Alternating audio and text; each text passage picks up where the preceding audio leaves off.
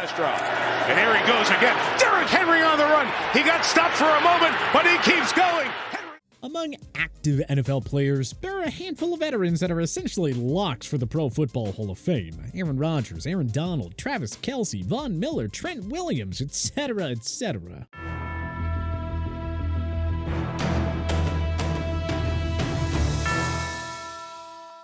Players in their early to mid-20s like Patrick Mahomes, Josh Allen, Joe Burrow, Nick Bosa, Myles Garrett, and Justin Jefferson are already on a Hall of Fame trajectory. In a few years, their cases will be locked up. And then there are those veterans in their late 20s to mid-30s who are on the borderline. If they retired right now, their case for a bust in Canton would be highly debated. But with a few more solid seasons, they should become shoo-ins for a gold jacket. And those are the players we're focusing on here, as we give you 10 current NFL players who are borderline Hall of Famers right now. What a great return. 14 targets. Can we expect that every game now? 14 targets coming your way? Should. Russell Wilson. It may feel ridiculous to include a 9-time Pro Bowler and Super Bowl winning QB on this list, but truth is, Wilson needs to prove that he didn't just ride the coattails of Pete Carroll, Marshawn Lynch, and the Legion of Boom defense in Seattle. Wilson's first season with the Denver Broncos was a train wreck. A 60.5 completion percentage, 16 touchdowns, 11 interceptions, and 55 sacks taken in 15 games. And his quarterback rating was a miserable 84.42. Whether Wilson likes it or not, he'd probably fall just short of the Hall if he retired today. He wanted a fresh start, and the Seahawks gave it to him. The Broncos handed Watson $245 million to revive the franchise, not set them back even further. Dangerous is gonna have to prove that he was actually a key part of the Seahawks' golden years and not just a product of the Seattle system. I mean, we just saw 32-year-old career journeyman Geno Smith win Comeback Player of the Year honors last year in the Emerald City. So it's fair to suggest that a lot of QBs would excel in Carroll's offensive scheme.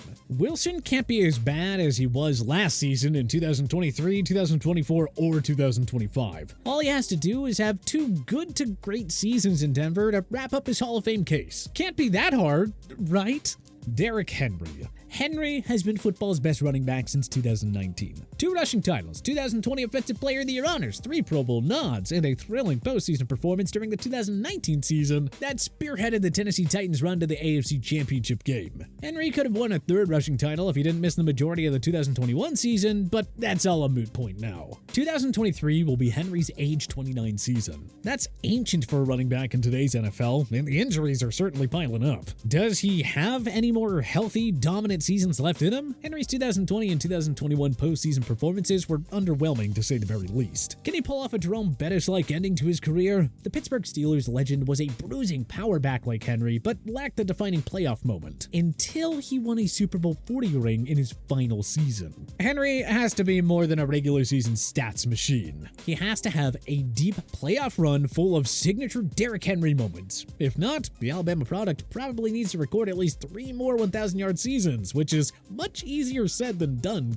He's a toss-up now, but Henry definitely has an opportunity to lock down his spot over these next few seasons. Davante Adams. Like Derrick Henry, Adams has been the best at his position since 2019. 6 Pro Bowl nods is wonderful and all, but Adams is one of the many top-level wide receivers in today's NFL. In order to outshine the rest and get into Canton, he needs to add some more accolades to his resume. Adams has 3 first-team All-Pro nods and has led the NFL in receiving touchdowns twice, but he's never led the league in catches or receiving yards, and he doesn't have any individual awards or a Super Bowl championship ring. Adams' best chance at a Super Bowl ended when he asked the Green Bay Packers to send him to the Las Vegas Raiders, who are nowhere close to contention. He can rack up the stats all he wants in Sin City, but other stat machines like Torrey Holt, Anquan Bolton, Henry Ellard, and Hines Ward are still awaiting their calls. So what makes Adams think that he'll get his? Adams was a beast for the Raiders in 2022. More seasons like that should be enough to get him in, or he can just go out and win a Super Bowl to guarantee himself a spot in Canton.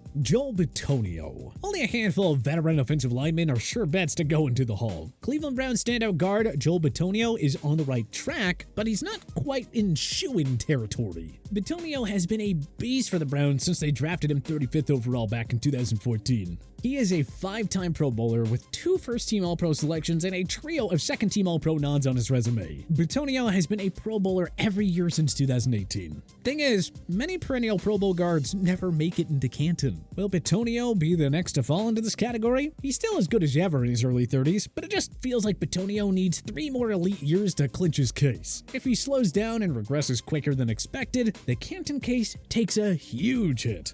No pressure, Joel. No pressure. Cooper Kupp. Kupp is one of football's ultimate feel-good underdog stories. He was drafted 69th overall in 2017 by the Los Angeles Rams after playing his college ball at the lesser-known Eastern Washington. Fast forward 6 years later, and he's already built a resume that nobody could have envisioned. Super Bowl 56 champion and MVP, 2021 Offensive Player of the Year, the Triple Crown for wide receivers in 2021, having led the NFL in receptions, receiving yards, and receiving touchdowns. All that to go along with a plethora of clutch moments in the postseason, like his game-winning touchdown reception in Super Bowl 56. Kupp has the individual accolades locked up. Now, it's time to strengthen those stats. We like to think that a receiver needs at least 750 to 800 receptions and 10,000 receiving yards to get in. Through 6 seasons, Kupp had 508 receptions for 6,329 yards and 46 touchdowns. The main concern at the moment is 2023 will be his age 30 season, and receivers start to slow down by that point. Kupp also missed 8 games in 2022 after suffering a high ankle sprain.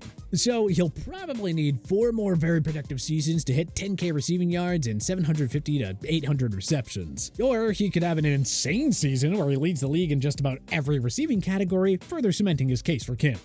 At this rate, Kupp feels like a member of the Hall of Very Good. Let's see if he can defy age and guarantee himself a gold jacket. Chris Jones. The individual accolades are certainly there for the Kansas City Chiefs' hulking defensive tackle. He's got 2 Super Bowl championship rings, several defining clutch postseason moments, and 4 Pro Bowl nods. The 3 second-team and lone first-team All-Pro selections aren't bad either. And really, it's Aaron Donald's fault that CJ doesn't have more. Like a fine wine, Jones has only gotten better with age for Kansas City. He has 2 seasons of precisely 15.5 sacks under his belt, and we wouldn't be shocked if he pushed for 20 sacks in the coming years. Jones has a way to go to reach the 100-sack club, but keep in mind, he's a defensive tackle. His sack totals aren't supposed to be on par with defensive ends and outside linebackers. We like Jones's chances now, but it's almost too close to call. A couple more seasons of double-digit sacks, however, that should seal the deal. Or, another Super Bowl championship, which feels like a very real possibility since Patrick Mahomes is still his quarterback. Mike Evans. The Tampa Bay Buccaneers star wideout has recorded 9 straight 1,000-yard seasons to begin his career. That's an NFL record that may never be topped. Those stats, coupled with Evans' Super Bowl 55 championship ring, should probably get him into Canton, right? Well, not so fast. A lot of pundits suggest that you need to be a top 5 player at your position for a significant period of time to be in the Hall. Evans has never really been considered a top 5 wideout in his career. He's never led the NFL in any of the 3 big receiving categories: catches, yards, or touchdowns. He has 4 Pro Bowl nods, but 0 first-team All-Pro selections and only 1 second-team All-Pro selection. He has been the model of consistency, but not an elite game changer like Davante Adams, Tyreek Hill, or Justin Jefferson. And there are plenty of receivers from Evans' era who are going to finish with similar career totals to him. Statistics and longevity are Evans' best hope of getting in, so he'll need to post at least a couple more 1,000-yard seasons to get in.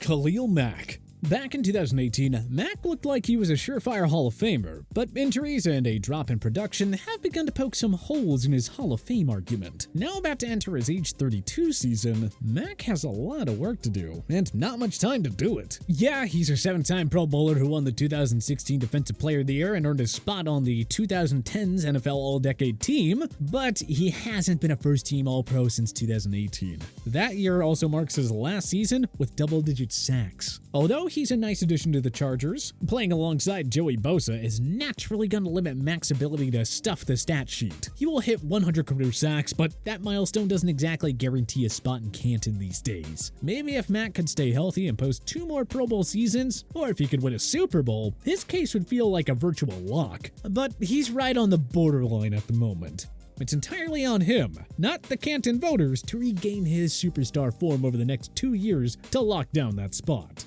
Tyreek Hill. If we had to bet, we'd confidently wager on Hill getting into Canton. But there's just a little little bit of a way to go before he can plan his Hall of Fame induction party. 7 Pro Bowl nods, a Super Bowl 54 championship ring with the Chiefs, 5-time first-team All-Pro selections, a spot on the NFL's 2010s All-Decade team, and he'll comfortably pass 10,000 receiving yards real soon. But how much longer can Hill keep it up? He's undersized for a receiver and relies on his cheetah-like speed, which may not last much longer as he gears up for his age 29 season. Hill, believe it or not, has never led the league in any major receiving category. He's been considered a top 5 receiver for a while, but he's never really been considered the best. If he were to retire today, it'd be a tough case. We love Hill's chances at the moment, but a couple more monster seasons like his 2022 campaign should get him in.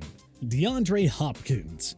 If injuries and a suspension didn't limit D-Hop to 19 games over the last 2 seasons, his Hall of Fame case would be a lot stronger. We'd probably be talking about 8 1,000-yard seasons in 10 years as opposed to 6 in 10. With 5 Pro Bowl nods and as many All-Pro selections, Hopkins has plenty of individual accomplishments already marked down on his Wikipedia page. And he's easily been a top 3 to 5 wide receiver in the game for a significant stretch of his career. Hopkins is well past the 800 catch and 10,000-yard marks for his career, but a lot of other veteran wideouts will soon join him there. He hasn't led the NFL in catches or receiving yards, nor has he won an individual NFL award or a Super Bowl. With only 1 career playoff touchdown, Nuke is also lacking those big-time playoff moments that we've talked about so much already. Fair or not, that has to change. Now on the wrong side of 30, and with injuries becoming a concern, Hopkins still has a bit of a mountain to climb in order to cement his case as a gold jacket owner. His 2022 suspension for PEDs doesn't really help his cause. Hopkins will really have to wow voters for at least 2 or 3 more years to get in. But which other current NFL players are borderline Hall of Famers right now? Let us know in the comment section below. If you liked this video and learned a thing or two, clicking the like button helps out a ton. And hey, we appreciate it. If this is your first time coming around to TPS though, subscribing is a great idea because we put out videos like this every single day. But as always, thanks for watching, and we'll see you guys next time.